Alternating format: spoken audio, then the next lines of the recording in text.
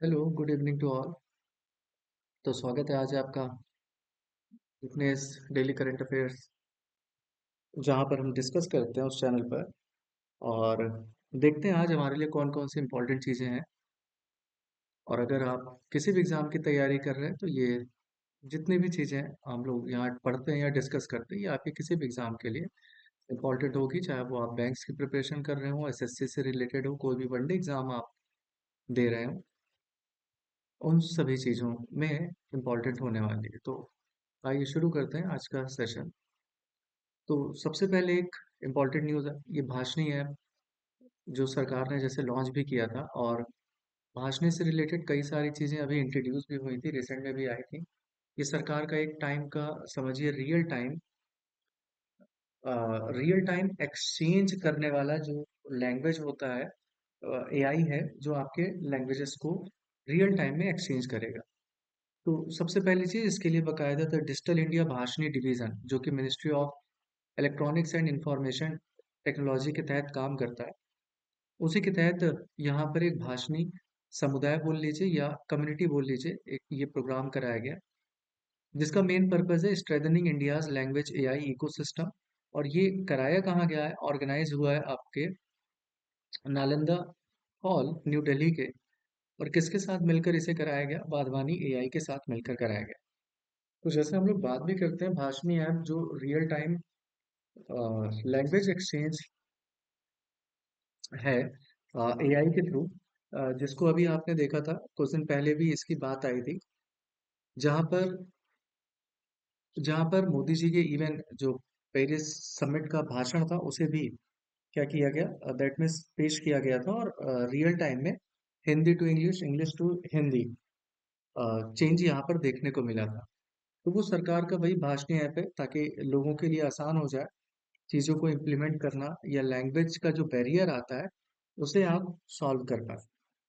और इसीलिए ये भाषणी समुदाय भी ऑर्गेनाइज कराया गया एआई का यूज़ आपके लैंग्वेज में। वैसे भाषणी की बात करें तो टोटल इसमें आपकी 12 लैंग्वेजेस आती हैं जिसको आप लोग ट्रांसलेट कर सकते हैं। ठीक है, तो ये एक छोटी सी न्यूज़ थी जो भाषणी से रिलेटेड थी, to strengthening India AI language ecosystem. इसके बाद अगेन ये भी एआई है आपका युवा एआई फॉर ऑल।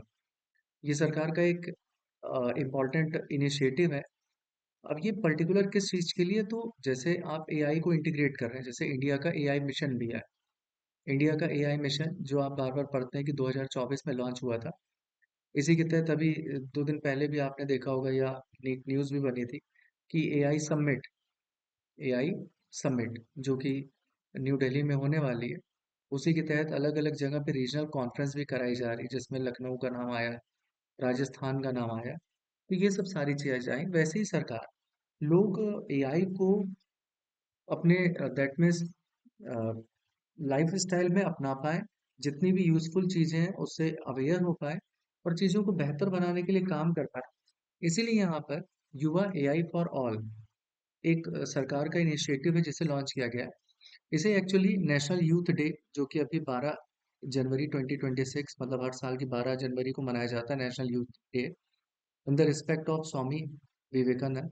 तो गवर्नमेंट ऑफ इंडिया ने यूथ एम्पावरमेंट को बढ़ाने के लिए एक लॉन्च किया national AI literacy programme.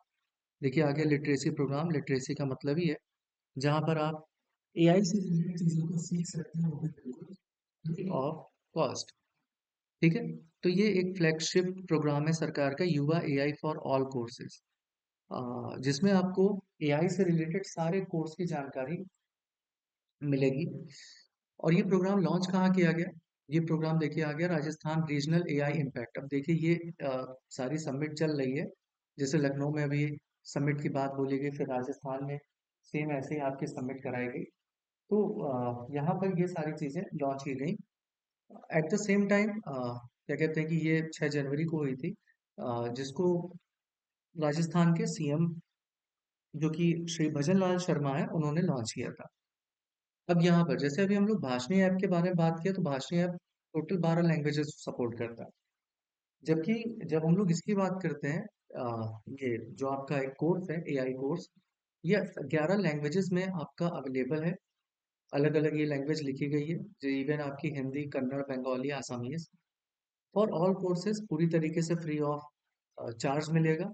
And ये आपको अलग अलग प्लेटफॉर्म पे भी अवेलेबल होगा, जैसे फ्यूचर स्किल्स प्राइम हो गया, गवर्नमेंट का IGOT, कर्मयोगी, दीक्षा पोर्टल या अदर पॉपुलर एडटेक पोर्टल, जहां से आप पूरी AI की जानकारी ले सकते हैं।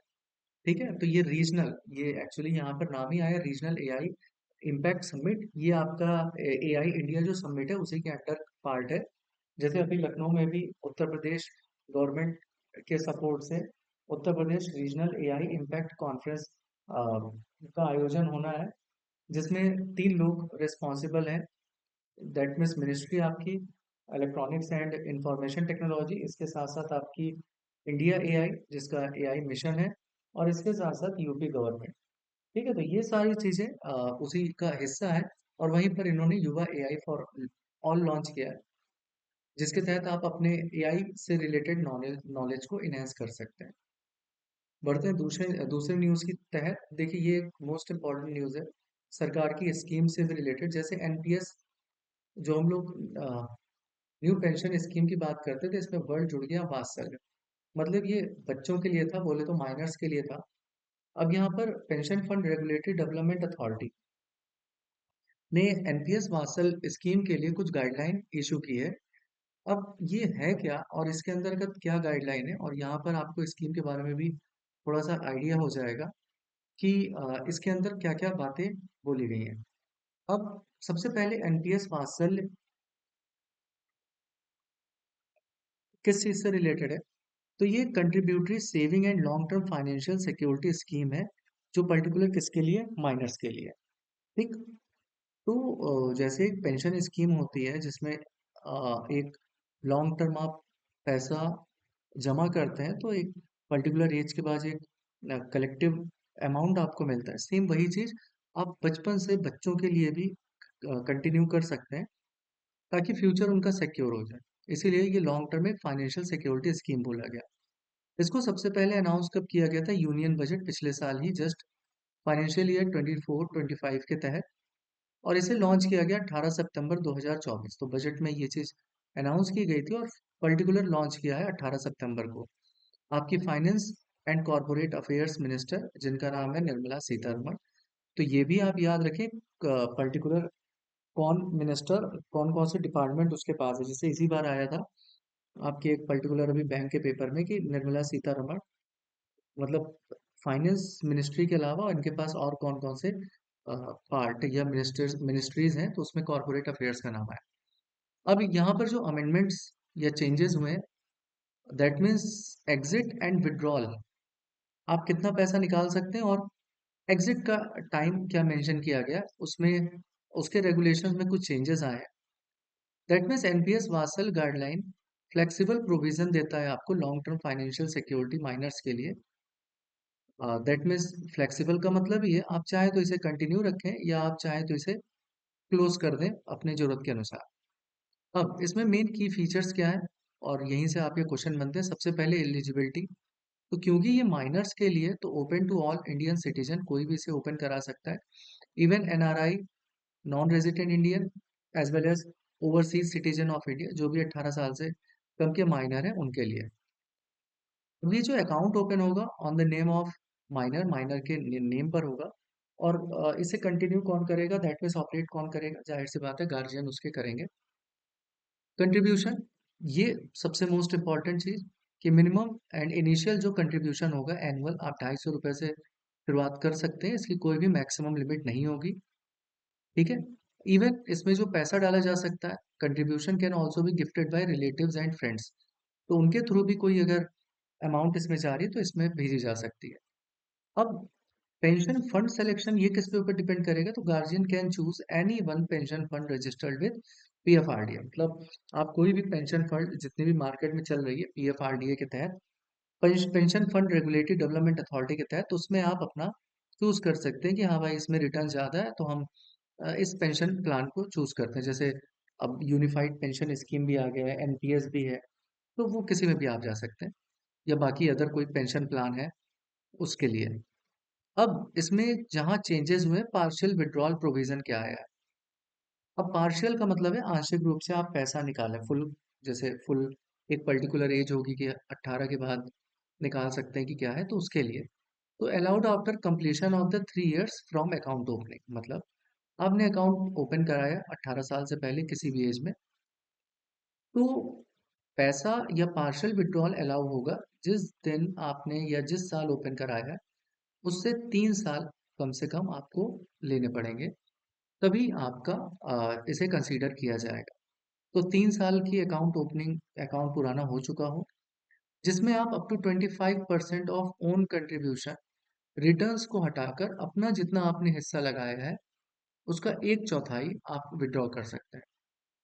अब किस पर्पस के लिए ये पैसा विड्रॉ कर पाएंगे? एजुकेशन पर्पस के लिए, मेडिकल ट्रीटमेंट के लिए, या अगर कोई डिसेबिलिटीज होती है तो उसके लिए। अब ये पैसा कितनी बार निकाला जा सकता है? तो allowed allowed twice before 18 year, 18 साल होने से पहले 2 बार, एंड ट्वाइस बिटवीन 18 से 21 साल पूरा होने के पर 2 बार।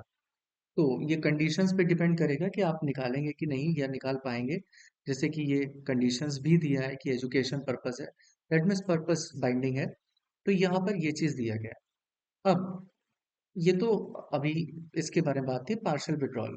अटेनिंग मेजोरिटी, दैट मीन्स जब 18 के ऊपर हो जाएगा तो पहली चीज तो फ्रेश केवाईसी मैंडेटरी होगी। आधार के साथ केवाईसी जाहिर सी बात होती है, और ये ऑप्शन आपका कब तक अवेलेबल रहेगा? तो 3 साल तक अवेलेबल रहेगा, 18 से 21 साल तक पहुंचने तक। फिर आप इसे कंटिन्यू कर सकते हैं, कंटिन्यू अंडर एनपीएस वाउचर, या आप इसे शिफ्ट करा लीजिए एनपीएस टीयर 1। ठीक है, या मतलब टीयर 1 टीयर 2 दो टाइप के अकाउंट होते हैं, इसे हम लोग ने पहले भी डिस्कस किया है, एनपीएस वाउचर। अब गवर्नमेंट स्कीम वाली हमारी अगर वीडियो देखेंगे तो उसमें आपको पूरा मिलेगा, इसको मैं एक्सप्लेन भी कर दूंगा बाद में एक बार अलग से, एनपीएस टीयर 1 टीयर 2 क्या है। या अब देखिए, इसे अगर आप कंटिन्यू करें तो ये तो टीयर 1 में शिफ्ट हो जाएगा क्योंकि दो टाइप का अकाउंट है, और एग्जिट होना चाहते हैं तो अप टू 80% एज लमसम, तो टोटल का 80% आपको मिल जाएगा, एंड मिनिमम 20% एनुटाइज हो जाएगा, दैट मीन्स ये आगे continue. And full withdrawal permitted if corpus is 8 lakh और लेस। तो अगर 8 लाख या इससे कम है तो आप पूरा पैसा विड्रॉ कर सकते हैं। तो ये एक बेसिक सा थोड़ा सा सरकार ने या पीएफआरडीए ने इंफॉर्मेशन यहाँ रिलीज की है कि ताकि लोगों को क्लैरिटी मिल जाए। इसके लिए बकायदा उन्होंने अपनी साइट पर लिंक भी दिया है कि इस पे आप जाके कैसे भर सकते हैं, और भी सारी डिटेल है।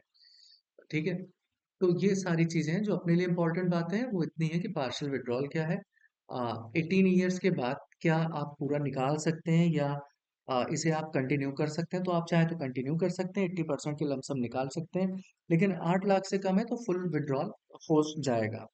तो ये पूरा इसके बारे में। अब यहाँ पर अगर हम लोग पीएफआरडीए की बात करें, pension fund regulatory development authority, तो मेन इसके चेयरपर्सन जो अभी कुछ दिन पहले ही बनाए गए, एस रमन करके, दैट मीन्स सुब्रमण्यम रमन, तो ये इसके चेयरपर्सन बनाए गए हैं। गवर्नमेंट ऑफ इंडिया अपॉइंटमेंट करती है, 5 साल के लिए इन्हें अपॉइंट किया गया है। ठीक, तो इन्हें इसे जरूर याद रखें आप। बढ़ते हैं अगले न्यूज की तरफ। अब देखिए यहाँ पर एक स्किलिंग इनिशिएटिव लॉन्च किया है एस्पायरिंग इनोवेटर्स के नाम से। अब ये किसने लॉन्च किया है? तो बहुत सारी चीजें सरकार ने इनिशिएटिव लिए हैं लोगों को प्रमोट करने के लिए। दैट मीन्स यहाँ पर भी ministry of information and broadcasting and office of principal scientific adviser, अब देखिए यहाँ पर आ गया प्रिंसिपल साइंटिफिक एडवाइजर, जो कि गवर्नमेंट ऑफ इंडिया के हैं। इन्होंने पर्टिकुलर यहाँ पर एक एस्पायरिंग इनोवेटर्स, दैट मीन्स नए भारत की नई पहचान, एक स्किल इनिशिएटिव लॉन्च किया है। किसके साथ मिलकर? ये मोस्ट इंपॉर्टेंट चीज है, दैट मीन्स नेटफ्लिक्स के साथ मिलकर। तो कुल मिलाकर एक आपके मिनिस्ट्री ऑफ आईबी बोले तो इंफॉर्मेशन एंड ब्रॉडकास्टिंग, इसके साथ साथ आपके प्रिंसिपल साइंटिफिक एडवाइजर ने लोगों को स्किल इनिशिएटिव लॉन्च किया, लोगों में स्किल डेवलप करने के लिए। और ये किसके साथ मिलकर किया है? नेटफ्लिक्स के साथ मिला है, मिलकर किया है। अब इसमें कौन कौन लोग हैं? एक तो minister of state, minister of information and broadcasting, that means doctor L Murugan. Main एक नाम ये आपके लिए इंपॉर्टेंट है, principal scientific adviser to government of India कौन है? तो अजय कुमार सूद।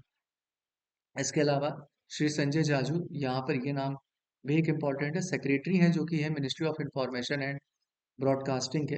एंड बाकी नेटफ्लिक्स इंडिया के जो हेड है महिमा पॉल, जो डायरेक्टर हैं ग्लोबल अफेयर्स की, और वो लोग ने मिलकर पार्टिसिपेट इसमें किया है। और इंस्पायरिंग इनोवेटर्स, तो काम कीजिए, इंस्पायरिंग इनोवेटर्स किसका प्रोग्राम है, किस चीज से रिलेटेड है, और इसमें किसके साथ टाई अप हुआ है, तो नेटफ्लिक्स के साथ टाई अप हुआ है। अब देखिए यहाँ पर एक न्यूज आई है, एक्सीलेंट रेटिंग। अब देखिए ये एक्चुअली बैक टू बैक कल भी इससे रिलेटेड एक क्या कहते हैं कि एक्सीलेंट रेटिंग अवार्ड्स मिला है। अब कल एक्सीलेंट रेटिंग्स मिला, फिर उसके बाद यहाँ पर भी आ गया।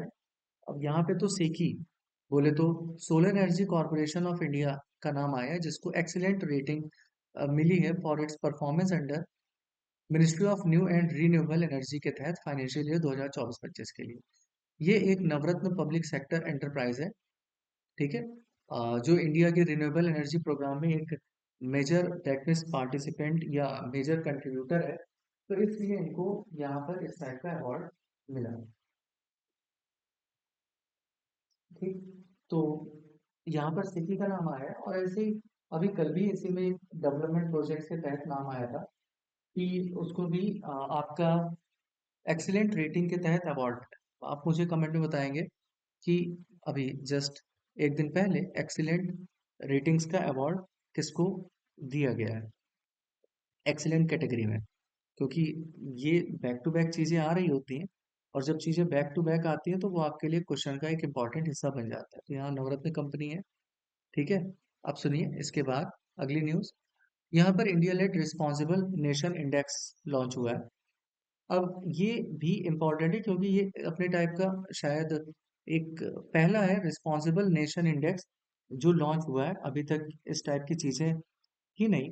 अब देखिए यहाँ पर एक प्रेस कॉन्फ्रेंस कराई गई, किस चीज़ से रिलेटेड, रिस्पॉन्सिबल नेशन इंडिया, जो कि अगेन न्यू दिल्ली में हुई है। अब इसको लॉन्च किसने किया, अंडर वर्ल्ड इंटेलेक्चुअल फाउंडेशन ने लॉन्च किया है जवाहरलाल नेहरू यूनिवर्सिटी के साथ मिलकर, बाकी और भी अदर बॉडीज हैं। लेकिन ये रिस्पॉन्सिबल नेशनल इंडेक्स रिलेटेड किससे है?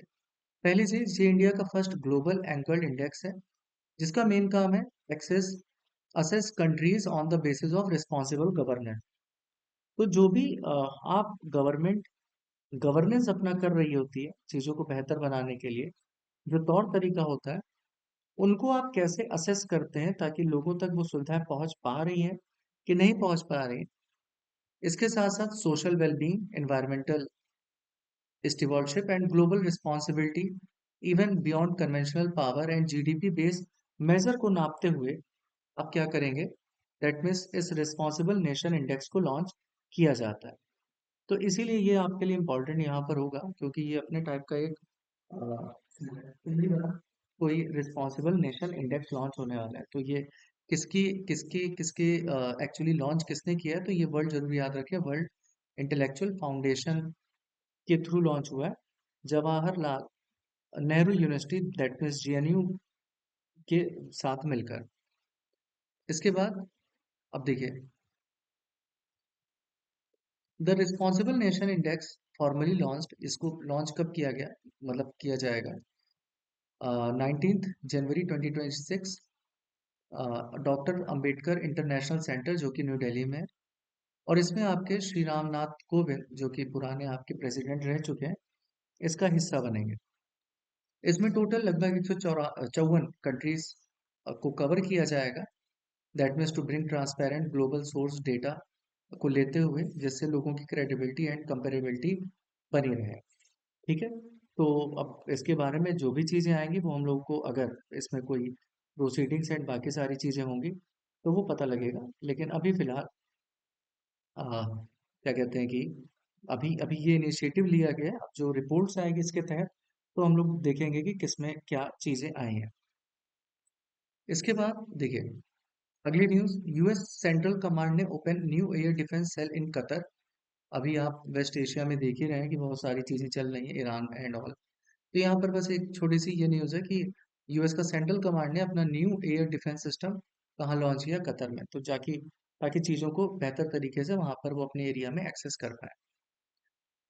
अब देखिए बायो कंटेनमेंट फैसिलिटी है, क्यों लॉन्च हुई, किसने लॉन्च की, तो यहाँ पर आप देख सकते हैं हमारे मिनिस्टर ऑफ होम अफेयर्स बोले तो अमित शाह जी ने इसे लॉन्च किया है।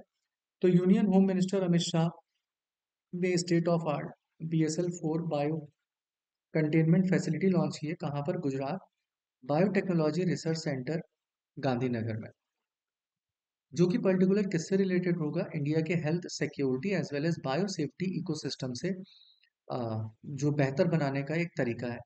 ये जो फैसिलिटी है प्रोटेक्टिव शील्ड की तरह काम करेगी ताकि आपकी हेल्थ सिक्योरिटी लोगों को मिल पाए, और एक न्यू एरा है towards bio safety and self reliance के तहत। इसमें टोटल जो सरकार की कॉस्ट आई है 362 करोड़ के लगभग आई है, जिसमें लगभग आपके 11,000 स्क्वायर मीटर के तहत आ, ये बायो कंटेनमेंट फैसिलिटी लॉन्च की जाएगी। ये इंडिया का सेकंड लैब है। इससे पहले जो ओपन हुआ है वो national institute of virology Pune के तहत किया गया है। तो यहाँ पर बैक टू बैक दो चीजें हुई, एक तो दूसरे नंबर का ये, और पहले वाले की भी इंफॉर्मेशन हमको मिल गई कि national institute of virology Pune में पहला ऑलरेडी ओपन हो चुका है। अब यहाँ पर एक डेटा ये भी दिया गया कंट्री की bio economy, that means biological चीजों का यूज करके हमारी इकोनॉमी एक्सपेंड करेगी, जो 2014 में लगभग केवल 10 बिलियन US डॉलर थी, वो 2024 में तो एक बड़ी मार्केट तैयार हो गई है 166 बिलियन डॉलर की, जिससे हम लोग अपने हेल्थ सिक्योरिटी से लेकर बायो सेफ्टी इकोसिस्टम को डेवलप कर सकते हैं, और हेल्थ सिक्योरिटी में एक सेल्फ रिलायंस बनने का एक बड़ा इम्पॉर्टेंट ये रोल होगा इसका। इसीलिए इस चीज को यहाँ पर एक रिसर्च सेंटर के फॉर्म में या रिसर्च सेंटर में से लॉन्च किया गया है बायो कंटेनमेंट फैसिलिटी। अब देखिए इसमें यहाँ पर एक इंफॉर्मेशन और आई है जो कि इम्पोर्टेंट होगी। दैट मीन्स कोरोना के टाइम से हम लोग ने देखा है कि बहुत सारी वैक्सीन इंडिया ने बना के लॉन्च की। तो एक लीडर मैन्युफैक्चर इंडिया बनकर उभरा है। तो वैक्सीन मैन्युफैक्चरिंग में जैसे वर्ल्ड का प्रोड्यूस लगभग 60% वैक्सीन अकेले इंडिया लीड कर रहा है। और इसके साथ साथ इन्होंने एक चीज और बताई, development of indigenous cervical cancer vaccine Cervavac. तो यहाँ पर इसका भी नाम आया है, सर्वाइकल कैंसर वैक्सीन। और वर्ल्ड की फर्स्ट DNA बेस्ड कोविड-19 वैक्सीन, जो कि बेहतर एग्जाम्पल रही है इंडिया के ग्रोइंग साइंटिफिक कैपेबिलिटीज को जो दिखाती है। तो लगातार हमारा मार्केट भी बढ़ता जा रहा है, जो कि 2024 में 66 बिलियन डॉलर के तहत हो गया। और बाकी अदर पोर्शन में भी इंडिया बेहतर कर रहा है, जैसे वैक्सीन का मार्केट एंड बाकी हेल्थ फैसिलिटी, ये सारी चीज़ें हैं। तो यहाँ पर दो तीन चीज़ें हमारे लिए इम्पोर्टेंट निकल कर आई है, तो इसको जरूर याद रखें। और ये सर्वाइकल कैंसर वैक्सीन का नाम भी ध्यान रखिएगा। देखते हैं अगली न्यूज़ को। अब देखिए ये पैक्स सिलिका इनवाइट, ये कल से न्यूज़ में चल रहा है। अब ये किसके साथ है एक्चुअली, है क्या है? और दो ही चीज़ आपको याद रखनी है, ये पैक्स सिलिका इनिशिएटिव है किसका और इसमें फ़ायदा क्या होगा, या पर्टिकुलर ये रिलेटेड किससे? देखिए अभी इंडिया और US के रिलेशन में थोड़ी सी टेंशन जरूर चल रही है, थोड़ी सी नहीं ज़्यादा ही है, क्योंकि लगातार रशिया से तेल खरीदने के चक्कर में, या ईरान के साथ जैसे अभी ये चीज़ हम लोग आगे देखेंगे, सैंक्शन पे सैंक्शन लगाने की बात की जा रही है। लेकिन एट द सेम टाइम ये US का ही एक प्रोग्राम है पैक्स सिलिका इनवाइटेशन, जो इंडिया को मिला है। तो ministry of electronics and information technology secretary जो है S कृष्णन, देखिए जहां जहां नाम आता जाए वो नाम जरूर याद रखें, S कृष्णन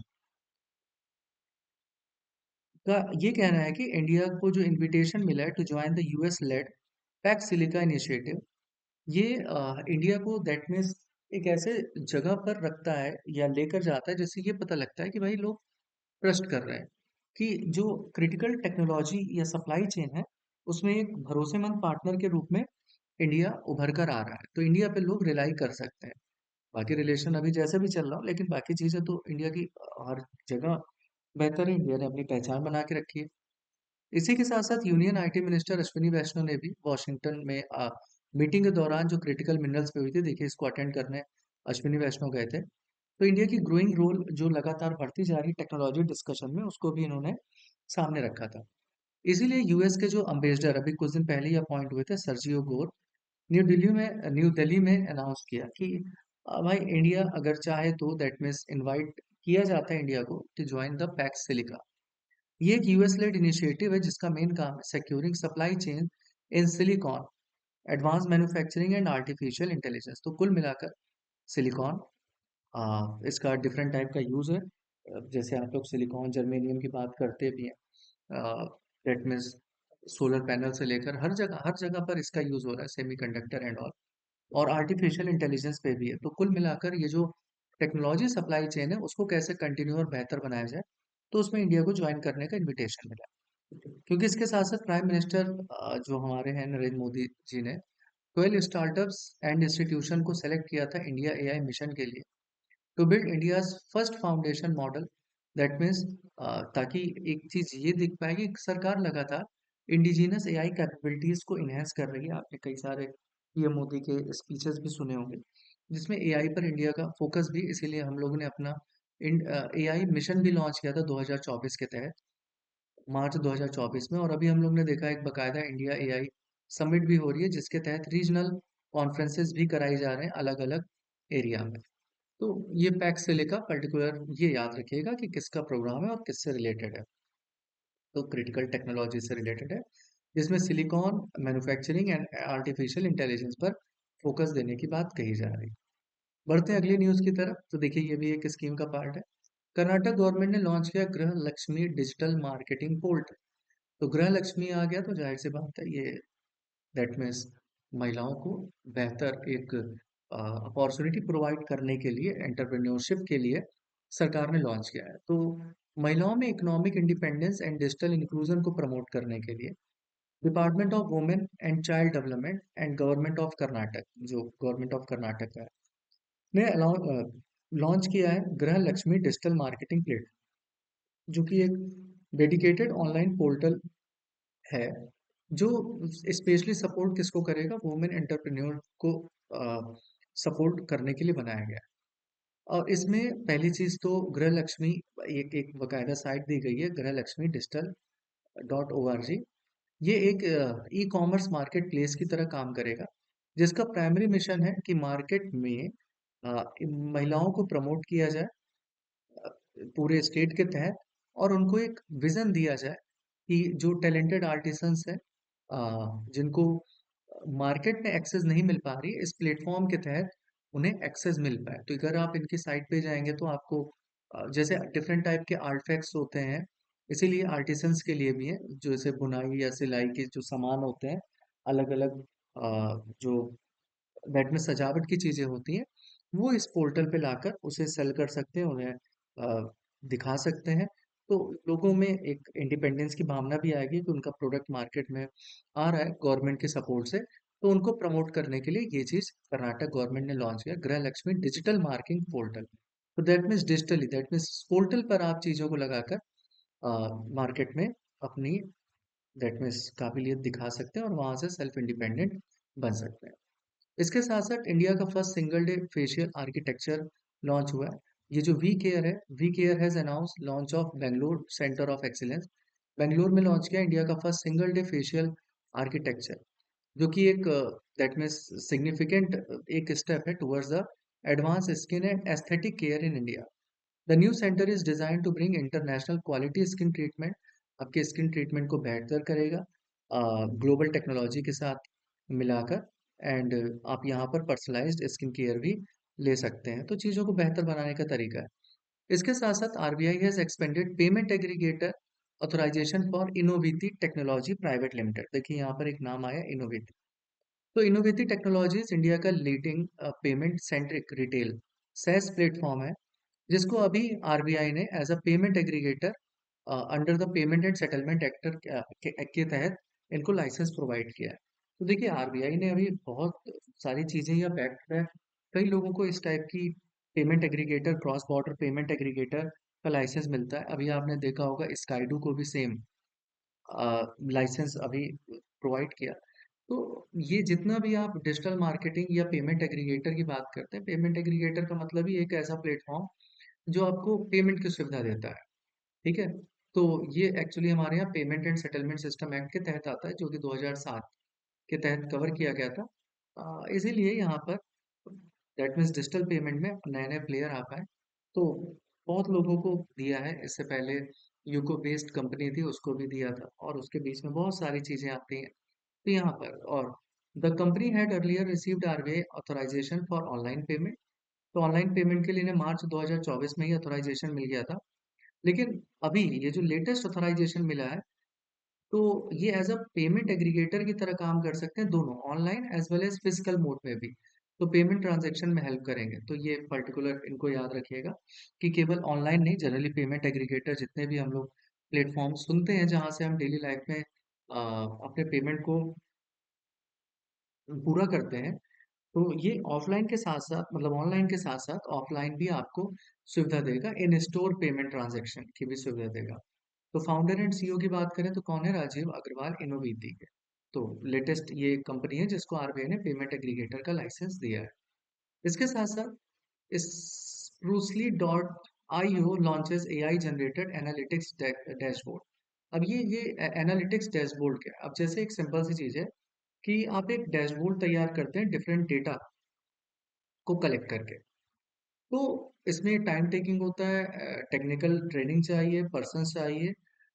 अब ये पूरा आपका एआई बेस्ड हो जाएगा और विद इन सेकेंड्स हो जाएगा, लेकिन दैट मीन्स केवल 30 सेकंड में। तो यहाँ पे इमर्जेंस सॉफ्टवेयर ने लॉन्च किया AI capabilities with its visual analytics platform, जिसका नाम स्प्रूसली डॉट आईओ है, दैट क्रिएट्स बिजनेस डेटाबेस। मतलब जितने भी बिजनेस के अलग अलग डेटाज हैं उनको समराइज करके एक प्लेटफॉर्म पर आपको लाके दे देगा within second. That means timing दी है 30 सेकेंड्स में। It is a self service platform, eliminates data analysis barrier, जो भी रुकावटें आती हैं उनको भी दूर करेगा। आप बिजनेस इंसाइट्स डेवलप कर सकते हैं without data analytics, that means analyst की आपको जरूरत नहीं पड़ेगी, वो सारे काम ये खुद करके दे देगा। No need of technical training और आईटी सपोर्ट। कुल मिलाकर एक सेल्फ सफिशिएंट इंसान बना देगा इस एआई का यूज करके। इमरजेंस सॉफ्टवेयर की बात करें, क्योंकि कंपनी पूछ ली जाती है पर्टिकुलर कहाँ की कंपनी है, तो इमरजेंस सॉफ्टवेयर ये इसकी ऑपरेटर है जो कि सिंगापुर बेस्ड एक टेक्नोलॉजी स्टार्टअप है जो आपको इस टाइप का सॉफ्टवेयर बना के देगा, ऑल मैनेजमेंट सोल्यूशन के लिए काम कर रहा है। तो इमरजेंस सॉफ्टवेयर ने ये लॉन्च किया है एक डेटाबेस के लिए। अब देखिए एक ये न्यूज़ है, जैसे कि त्रिपुरा का ग्रामीण bank creates national milestone with India's first solar powered ATM bank. अब देखिए कई सारे एटीएम जैसे हम लोग पढ़ते हैं और बैंकिंग में इस टाइप के क्वेश्चन आ ही जाते हैं। जैसे आप ब्राउन लेबल एटीएम पढ़ते हैं, वो लेबल वाइज हो जाते हैं, वाइट लेबल एटीएम पढ़ते हैं। तो एटीएम बैंक मतलब ATMs of same brand name, that means जैसे एसबीआई का बैंक है तो एसबीआई का एटीएम भी है, तो वो जब सेम ब्रांड नेम के साथ एटीएम होता है, या सीधे सीधे कह लीजिए कि ATM setup by the banks, तो वो आपके ब्राउन लेबल होते हैं। लेकिन ATM setup by NBFCs other than bank, that means वो आपके लिए वाइट लेबल होते हैं। अब इस टाइप के बहुत सारे आधार इनेबल्ड एटीएम आया। अभी आपने पोर्टेबल एटीएम देखा होगा ट्रेन में, जो लॉन्च हुआ था, बैंक ऑफ महाराष्ट्र ने किया था। तो वैसे ही यहाँ पे त्रिपुरा ग्रामीण बैंक ने first solar powered ATM van launch किया, पूरा वैन लॉन्च कर दिया। ये भी एक टाइप का पोर्टेबल एटीएम का हिस्सा है, लेकिन सोलर पावर, ठीक है। तो और इसी के लिए इनोवेटिव इनिशिएटिव के तहत ही इसको प्रेस्टिजियस सिल्वर अवार्ड दिया गया, ठीक है। सिल्वर अवार्ड दिया गया, सिल्वर टेटनस अवार्ड किसके तहत? स्कॉच के तहत। तो देखिए ये जो स्कॉच अवार्ड आया है, तो स्कॉच अवार्ड एक्चुअली दिया ही इनोवेशन के लिए दिया जाता है। और यहाँ पे तो त्रिपुरा ग्रामीण बैंक का नाम आया है, लेकिन अगर कल भी बात करें तो Skoch award, two prestigious award दिए गए थे इसी स्कॉच अवार्ड के तहत। जैसे इनको क्या कहते हैं कि सिल्वर अवार्ड मिला। लेकिन अगर हम लोग बात करें एक इंडियन बैंक को भी इसकी कैटेगरी में दो अवार्ड मिला है। एक गोल्डन अवार्ड मिला था आईबी साथी के तहत, आईबी साथी के तहत, जो end to end digital solution provide करता था फॉर बिजनेस करस्पॉन्डेंट। तो बिजनेस करस्पॉन्डेंट के लिए end to end digital service, या बोल लीजिए digital, that means solution provide करता था, इसलिए इनको मिला। और दूसरा इसी इंडियन बैंक को, ये तो गोल्डन अवार्ड था, और दूसरा सिल्वर अवार्ड मिला। और ये सिल्वर अवार्ड किसको मिला? जो इन्होंने साइबर सिक्योरिटी से रिलेटेड या सिक्योरिटी ऑपरेशंस को इनहेंस किया, अपनी कैपेबिलिटी को बढ़ाया कि कैसे चीज़ों को सिक्योर किया जाए, ऑनलाइन पेमेंट या बाकी सारी चीज़ें जो बैंक से रिलेटेड होती है, तो इसलिए इंडियन बैंक को भी स्कॉच अवार्ड के तहत 2 अवार्ड मिले, एक गोल्डन और एक सिल्वर। लेकिन यहाँ पर त्रिपुरा ग्रामीण बैंक की बात आई है, जिसको स्कॉच अवार्ड के तहत सिल्वर अवार्ड मिला, और वो इसलिए मिला क्योंकि इन्होंने इंक्लूसिव बैंकिंग सर्विस के तहत सोलर पावर्ड एटीएम लॉन्च किया था। ठीक है, तो इस टाइप की अदर इंफॉर्मेशन होती, कई सारी इंफॉर्मेशन एटीएम से रिलेटेड होती। तो ये सब चीज़ें जब आती जाएँ, अब यहाँ पर 2-3 इन्फॉर्मेशन एक साथ रिलेट हो गई। इंडियन बैंक के केस में मिला स्कॉच अवार्ड, ये इनोवेशन के लिए दिया जाता है, और त्रिपुरा ग्रामीण बैंक को भी दिया गया। बढ़ते हैं अगली न्यूज़ की तरफ। अब देखिए, central Sanskrit university launches Ayurveda Gurukulam affiliation portal. मतलब ये है कि आयुर्वेद की एजुकेशन को इन्हेंस करने के लिए सेंट्रल संस्कृत यूनिवर्सिटी ने, दिल्ली जो बेस है, इसने आयुर्वेदा गुरुकुलम एक पोर्टल लॉन्च किया विद डिटेल्ड गाइडलाइन के तहत, और ये सारस्वत सभा का जो यूनिवर्सिटी का उसमें लॉन्च किया गया है। और इसी के लिए जो पूरी आपकी नोडल एजेंसी बनी है वो सेंट्रल संस्कृत यूनिवर्सिटी बनी है, जो आयुर्वेदा गुरुकुल का कॉन्सेप्ट लेकर आई है। एक ऑपरेशन चलाया गया, ऑपरेशन साइबर हॉक। अब ये ऑपरेशन साइबर हॉक किसके लिए? ये against cross border cyber crime से है रिलेटेड। तो दिल्ली पुलिस ने अपने ईस्ट डिस्ट्रिक्ट्स में साइबर क्राइम्स से रिलेटेड सिंडिकेट ऑपरेटिंग सिस्टम्स को खत्म किया, और उसी लिए ऑपरेशन साइबर हॉक चलाया गया। ठीक है, तो इसमें अलग अलग जो प्लेटफॉर्म से लोगों का कनेक्शन था, व्हाट्सएप, टेलीग्राम, एसएमएस, या एपीके जो आपके होते हैं, म्यूल अकाउंट्स बनाकर। म्यूल हंटर का मतलब ही होता है, म्यूल हंटर आपने सुना होगा, इवन आरबीआई ने भी, ये जितने भी फ्रॉड अकाउंट्स होते हैं उन्हीं को म्यूल हंटर कहते हैं, और आरबीआई ने इनको डिटेक्ट करने के लिए म्यूल हंटर एआई भी लॉन्च किया था। अभी कुछ दिन पहले भी न्यूज़ आई थी कि इसी से करीब क्या कहते हैं कि हजारों अकाउंट डिटेक्ट करके बैन किए गए, जिसमें लगभग 70 लाख रुपए तक का फर्जी पैसा पड़ा हुआ था। अब यहाँ पर एक नाम आया, साइफन फंड्स, जो कि चाइना बेस्ड ऑपरेटर्स के थ्रू चल रहा था। तो ये यहाँ पे देखिए एक मीनिंग या वर्ड भी आपको मिला, साइफन फंड्स का मतलब क्या होता है। देखिए यहाँ पर ये जो साइफोनिक फंड्स नाम करके आता है, साइफन फंड्स या साइफोनिक फंड्स, इसका मतलब ही होता है जब कोई आदमी गलत तरीके से डिसऑनेस्टली या फ्रॉडुलेंट एक्टिविटीज करता है। किस पर्पस के लिए? For transfer money, from transfer money from an organisation. मतलब एक ऑर्गेनाइजेशन का फॉर्म दिखाकर पैसे को ट्रांसफर करने के लिए यूज किया जाता है। दैट मीन्स कुल मिलाकर ये एक चैनल की तरह काम कर रहे हैं, एक चैनल की तरह काम कर रहे हैं, एक प्लेस से अदर प्लेस तक पैसा पहुंचाने के लिए। आप यहाँ पर किसी पर्टिकुलर पर्सन की तरह काम करने लगे, या एक ऑर्गेनाइजेशन की तरह काम करने लगे कि हाँ भैया तुम्हारा पैसा यहाँ से यहाँ चला गया, किसी को शक भी ना हो, तो उसी को साइफोनिंग कहते हैं। फॉर फ्रॉडुलेंट एक्टिविटीज, जब कोई पर्सन या कोई ऑर्गेनाइजेशन फ्रॉडुलेंट एक्टिविटीज का काम करने लगे फॉर ट्रांसफॉर्मिंग या ट्रांसफरिंग मनी, तब वो साइफोनिंग फंड्स कहलाता है। तो ये सब चाइना बेस्ड ऑपरेटर्स थे, दैट मीन्स बीच में ऑपरेटर की तरह बैठ गए, यहाँ से फंड उठाया, इनके थ्रू अपने डिजायरेबल लोकेशन पे पैसा भेज दिया। तो ये चीजें आई जो कि आपस एक गलत है, और इन्हीं लिंक को पकड़ने के लिए operation cyber hawk Delhi police ने चलाया।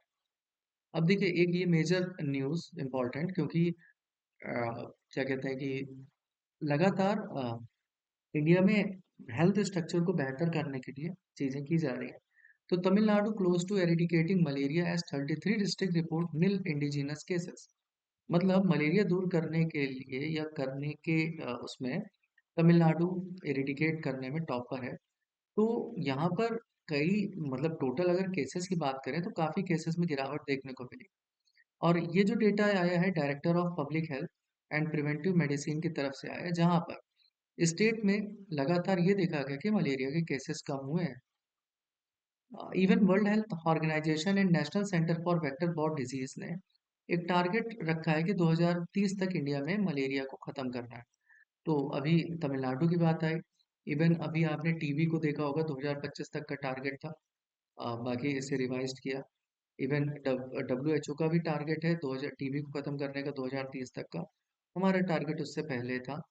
इवन अभी कुछ दिन पहले ही न्यूज आई थी कि इंडिया ने कौन सी बीमारी को पूरी तरीके से एलिमिनेट कर दिया, तो एक आई डिजीज थी ट्रैकोमा, इसको पूरी तरीके से एलिमिनेट किया जा चुका है। यहाँ पर मलेरिया की बात आई है।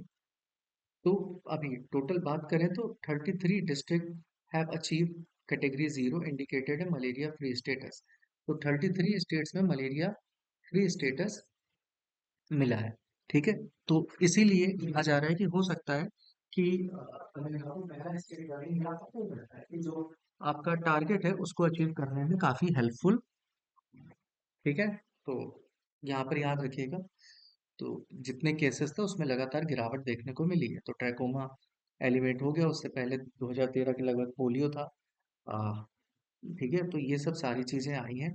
टीबी का टारगेट है, डब्ल्यूएचओ का टारगेट है, इंडिया का दैट मीन्स अलग अलग डिजीज के लिए टारगेट है। इसी में जैसे आप एक बात करें कि जो पिछले साल टारगेट आया था, जिसे आप कहते हैं कि एनीमिया, सिकल सेल एनीमिया, तो सिकल सेल एनीमिया को एलिमिनेट करने का टारगेट इंडिया ने 2047 रखा था। ठीक है, तो ये सब अलग अलग टारगेट रखे हैं और दैट मीन्स जो इंडिया के लिए काम करते हैं। वर्ल्ड में भी ऐसे ही अलग अलग जगह का नाम आया था जिसने मलेरिया फ्री हुआ था। तो इंडिया में तो अभी ऐसा कुछ नहीं हुआ है। क्लोज तमिलनाडु को दिखा रहे हैं जहां पर लगातार चीजें कम हुई हैं, लेकिन आ, अगर हम लोग वर्ल्ड लेवल पे बात करें तो 2025 में एक जॉर्जिया का नाम आया था जो मलेरिया फ्री डिक्लेयर हुआ था डब्ल्यूएचओ के थ्रू। दूसरा सूरीनाम का नाम आया था जिसने आपकी प्रेसिडेंट द्रौपदी मुर्मू को हाईएस्ट सिविलियन अवार्ड भी दिया था। और तीसरा आया था तिमोर लेस्ले, जो अभी आपने देखा होगा एशियान का लेटेस्ट मेंबर बना था, तिमोर लेस्ले। तो इस टाइप की चीजें आई थी। ठीक है। तो ये क्या कहते हैं कि वर्ल्ड लेवल पर as well as India level पर। ठीक है, अगर इंडिया की बात करें तो देखिए तमिलनाडु क्लोज है, लेकिन बाकी इंडिया के अदर रीजन जैसे लद्दाख, लक्षद्वीप में भी जीरो केसेस हैं। लेकिन एलिमिनेट करने के मामले में बात करें तो फिलहाल तमिलनाडु का भी नाम आया है। और जॉर्जिया वर्ल्ड लेवल पे लेटेस्ट था। ठीक है, तो ये एक एडिशनल इंफॉर्मेशन थी, इसे आप जरूर याद रखें।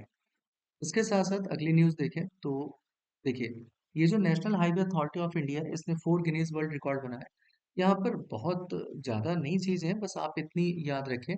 क्योंकि देखिए अभी 2 दिन पहले भी हम लोग ने डिस्कस किया था, इंडिया पहला स्टेट या मतलब पहला देश बना था जो इसने बायो बिटुमेन रोड लॉन्च किया था। That means bituminous road launch करने वाला पहला दैट मीन्स देश कौन बना आपका, इंडिया। तो सेम सेम उसी पैटर्न पर यहाँ पर एनएचएआई ने 4 आपके गिनीज वर्ल्ड रिकॉर्ड बनाए। अब ये 4 गिनीज वर्ल्ड रिकॉर्ड बने हैं, लेकिन पर्टिकुलर किस में बने हैं या कहाँ पर बने हैं। तो जैसे ये बायो बिटुमिन वाला था, ये कहाँ लॉन्च हुआ था, तो ये मेघालय वाले दैट मीन्स रोड पर लॉन्च किया गया था, मतलब मेघालय वाले रीजन में जो हाट आपका हाईवे जाता है वहां पर। ऐसे ही ये जो पर्टिकुलर है ये बेंगलोर दैट मीन्स ये आपका है बेंगलोर कडापा विजयवाड़ा इकोनॉमिक कॉरिडोर है जो NH 544G के तहत है। उसमें यहाँ पर ये चीज लॉन्च की है। ठीक है, तो जैसे यहाँ पर अब इसमें इसमें मेन मेजर किस वजह से गिनीज वर्ल्ड रिकॉर्ड बना, तो लॉन्गेस्ट एक तो कंटिन्यूअस बिटुमिनस कंक्रीट का यूज करके 3 लेन की इन्होंने सड़क बनाई 24 घंटे के अंदर।